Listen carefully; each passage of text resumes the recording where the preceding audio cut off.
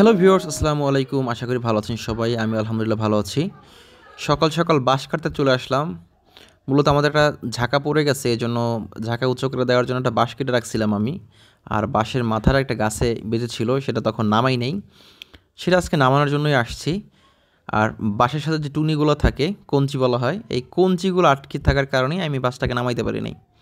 এজন্য আজকে চেষ্টা করতেছি একটা দিয়ে নামানোর জন্য। আর আমি তেমন গাছে উঠতেও পারি না। এই যে এই বাঁশের মাথাটা আমি কেটে রেখে গেছিলাম এবং এর গোড়াটা আমি নিয়ে গেছিলাম। আর এই যে লেবু গাছটা দেখছেন, এই লেবু গাছটার বয়স প্রায় 15 বছর। আমি যখন ছোটো তখন আমার বাবা এনে লাগাইছিল, অনেক লেবু হইতো, প্রচুর পরিমাণ। এখন যত্নের অভাবে গাছের নিচে পড়ছে, এই জন্য তেমন লেবু হয় না।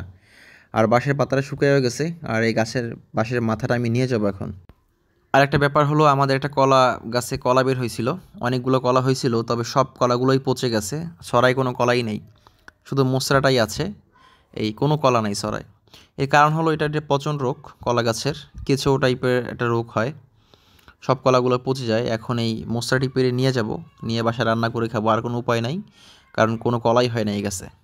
গাছটি আসলে কেটেই মোচড়াটি পারা যাইতো, তবে পাশেই হলো পুকুর, গাছটি কাটলেই পুকুরে পড়বে, এজন্য আসলে এখন পানিতে নামতে পারবো না বিধায় একে একটু কষ্ট করে কাটতে হচ্ছে আর কি।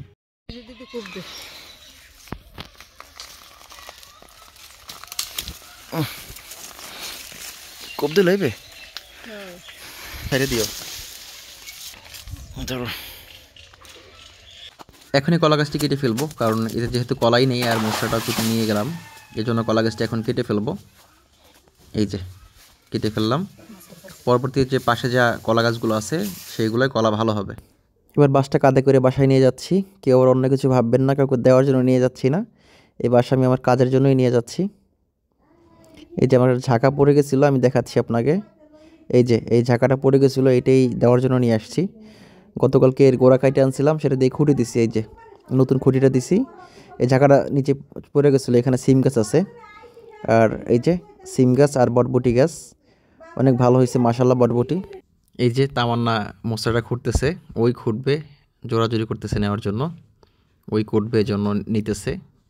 আর পরে আমি কুটে দিছি, পরে আমি কাইটে দিছি। এই যে এই মশলাটাই এখন ভাজি করব। এটাকে আবার সিদ্ধ করার জন্য দিয়ে দিলাম এবং রান্না করে নিব।